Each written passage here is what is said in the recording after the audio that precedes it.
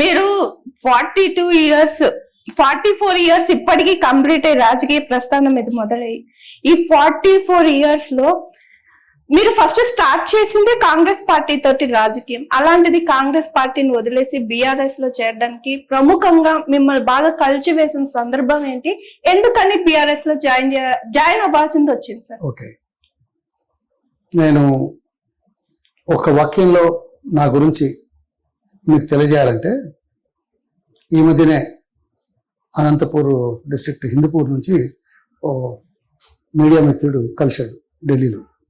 నా గురించి తెలుసుకొని నా బుక్ ఒకటి ఏదో చేతిలో ఉంటే తీసుకున్నాను. పోయిన తర్వాత with in 3 days he wrote about me by looking in to Google. తర్వాత నా బుక్, తర్వాత వార్తా ప్రసారాల్లో ఉన్న సేవ్ అయిన ఇవన్నీ కొన్ని చూసి ఇంపార్టెంట్గా 46 pages విత్ ఇన్ 3 days ఒక బుక్ చేశాను. ఆ బుక్ పేరు ఏం పెట్టాడో తెలుసా? I don't want going to the details, but the caption of that book is Cattle Shed Born to Capital City via Washington DC Aerospace. Okay, ఒకటే వాక్యం. పశువుల కొట్టంలో పుట్టి రాజధాని నగరానికి చేరుకున్న ఆయన వయా అత్యంత పెద్ద దేశమైన అమెరికా రాజధాని వాషింగ్టన్ డీసీకి వెళ్ళి ఏరోస్పేస్ ద్వారా చర్యలు అంటే అనుభవాన్ని గడించి అనుభవాన్ని వెచ్చించి తిరిగి వచ్చిన ఆయన అని చెప్పాడు. దాని అర్థం అందరికీ తెలుస్తుంది. So that's a fact. But why did I come back? there is a lot more to my background, but it may not be important. Having said one sentence that speaks. ప్రపంచంలో మనిషిని మనిషిగా చూసే గుర్తింపు చాలా తక్కువ. కుటుంబాలు, కులాలు, ప్రాంతాలు ఈ నేపథ్యాన్ని పెట్టుకునే ఉన్నత స్థానాలు, దిగువ స్థానాలు, most fortunate people, most unfortunate people, ఈ వర్గాలు విభేదాలు ఉన్న సంగతి మీకు తెలియదు కాదు.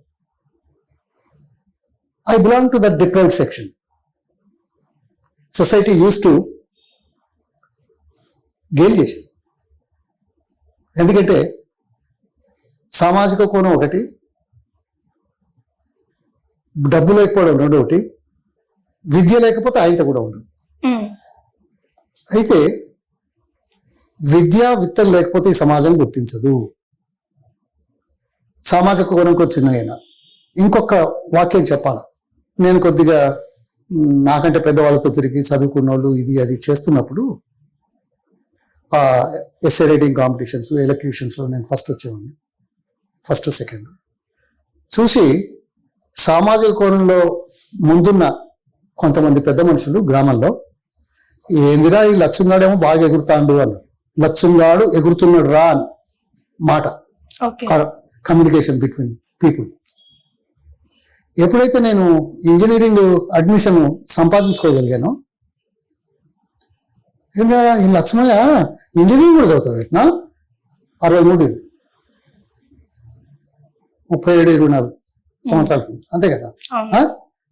ఈ లక్ష్మయ్య పోయింది పదం పోయి లక్ష్మయ్య అని వచ్చింది. ఈ లక్ష్మయ్య ఇంజనీరింగ్ కూడా చదువుతాడు ఎట్నా, మా దగ్గర అంతా 10వ తరగతి చేసి టీచర్ చేస్తాను, లేకుంటే ఎవరైనా మా మంచోళ్ళు పెద్ద మనుషుల కుటుంబాల నుంచి వచ్చిన లేదో బిఏ చేసి ఇది చేస్తాను అది చేస్తాను, నేను ఇంజనీరింగ్ చదువుతాడనా అని ఎగతాలి. నేను ఎప్పుడైతే అమెరికా పోయానో లక్ష్మంగాడు లక్ష్మయ్య పదం పోయి మన లక్ష్మణ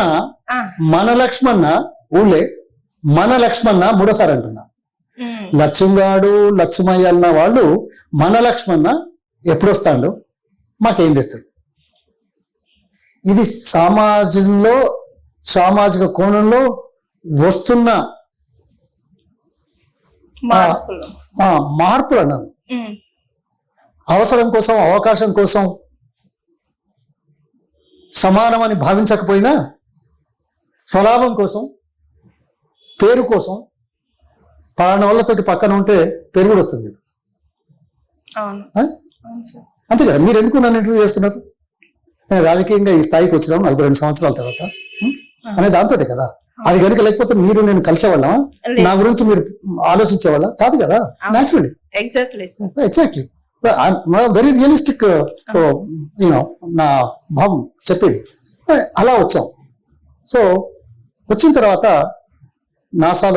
నాసా రిలేటెడ్ వ్యవహారాల్లో మిసైల్స్, లిఫ్ట్ ఆఫ్, తర్వాత కమర్షియల్ ఎయిర్ క్రాఫ్ట్ కి సంబంధించిన అంశాలలో మేము డిజైన్ ఇంజనీర్ గా పనిచేసి 9 సంవత్సరాలు పనిచేసిన తర్వాత మళ్ళీ ఇండియాకి రావడానికి నిశ్చయించాం. దేనికోసం? నాలాంటి అదృష్టహీనులకు, నాలాంటి డిప్రైవ్డ్ సెక్షన్స్ వాళ్ళకు అవకాశాలు కల్పిస్తే ఆకాశం అంత ఎత్తుగా ఎదుగుతారు అని రుజువు చేయడానికి, కల్పించడానికి, ఆ నిర్ణయంతో మంచి ఉద్యోగము, మంచి సంపాదన, జీవితంలో పోవాలి అని అనుకున్న వాడిని తిరిగి వచ్చాను. తిరిగి వచ్చి ఏం చేశాను? ఇక్కడ ఏమైనా వేరే ఎయిర్క్రాఫ్ట్ కంపెనీలో పనిచేశానా? లేదే. మా ఊరికెళ్ళి, మా ప్రాంతానికి వెళ్ళి కోళ్ల పరిశ్రమ స్థాపిస్తే మంచిది అనే ఉద్దేశంతో వచ్చాను. ఎందుకు? ఈ దేశంలో అత్యంత తక్కువ పెట్టుబడితో ఎక్కువ ఉద్యోగాలు వచ్చే రంగం కోళ్ల పరిశ్రమ. 1978లో వచ్చినప్పుడు ఇది బాగా అధ్యయనం చేసి ఇక్కడి నుంచి ఒకరిద్దరు పెద్ద మనుషులను అమెరికా పిలిపించుకొని చర్చించి రూరల్ డెవలప్మెంట్ లో ఇది ఎటువంటి జాబులు వస్తాయా? ఎటువంటి జాబులు వస్తాయి? Rural, uneducated, unskilled, deprived classes, neglected sections వాళ్ళే కదా పోల్ట్రీ లీటర్ తీసేసి దాని వేసి నీళ్లు పోసేది. ఏమైనా పెద్దోళ్ళు పోతారా? పోరు కదా. ఒక్క నిమిషం, నా భావం ఏందో బయటికి రావాలి కదా. అంటే ఎక్కువ ఉద్యోగాలు తక్కువ పెట్టుబడితో వస్తాయనేది ముఖ్యమైన అంశం. అందుకోసం నేను ఎలా కష్టపడ్డానో వాళ్ళకు కూడా అవకాశాలు కల్పించడానికి బాగుంటది అని పౌల్ట్రీ తీసుకున్నాను. ఇవాళ దేశం ప్రపంచంలో 3వ స్థాయికి తీసుకొచ్చాం. ఇక్కడ మేము కలిసిన 12 మందిని, బివి రావు గారిని, అట్లాగే మన చిత్తూరు సుందరనాయుడు గారు, విజయవాడ జగపతిరావు గారు, తిరుపతి నందకుమార్ గారు, మేమంతా కలిసి చాలా పెద్ద ఎత్తున ఆంధ్రప్రదేశ్లో అనే కాకుండా దేశం అంతా కూడా విరివిగా విస్తరింపజేసి ఇది వాణిజ్యమైన ప్రజలకు అక్కడికి వచ్చింది, ఉపాధి పెరిగింది. అందుకే ఈరోజు స్కూళ్ళల్లో పిల్లలకు ప్రభుత్వ పాఠశాలలో మిడ్ డే మీల్లో పౌష్టికాహారం వస్తున్నాం. అంటే ఈ ఆలోచన ఎందుకు వచ్చింది? నేను కష్టాల్లో పడ్డాను, నేను గేలి చేయబడ్డాను, అవమానాలు పాలయ్యాను. అవకాశం వస్తే మనం ఇది కూడా చేయగలుగుతామని అమెరికా దాకా వెళ్ళి మళ్ళీ వచ్చి ఏం చేసాం? ఎయిర్క్రాఫ్ట్ లో పనిచేయలే. ఏదో 100 మంది పనిచేస్తారు, 200 మంది పనిచేస్తారు. ఆ పని ఎంతమందికి ఎక్కడికి వస్తుంది? 140 కోట్ల మంది ఉన్న దేశం. నేను వచ్చేప్పుడు 100 కోట్లు అనుకోండి. నేను చేసే పని 100 కోట్ల మందిలో ఎంతమందికి అవసరం అవుతుంది? సాంకేతిక పురోగతి కావచ్చు, కానీ అట్టడుగు నుంచి వచ్చిన వాడికి అట్టడుగు వర్గాల గురించి ఆలోచించి వాళ్లకు మెరుగైన జీవన ప్రమాణాలు కల్పించడానికి చేసే ప్రక్రియలో మనవంతు మన జీవితంలో శాయశక్తిలా కృషి చేస్తే బాగుంటుందనే కృత నిశ్చయంతో, కమిట్మెంట్తో వచ్చినాం. అది చేసాం. Hi, this is Swathi. Like చేయండి, షేర్ చేయండి, కమెంట్ చేయండి అండ్ సబ్స్క్రైబ్ చేయండి GR TV. Hi, this is Monica. Please like, share and subscribe GR TV.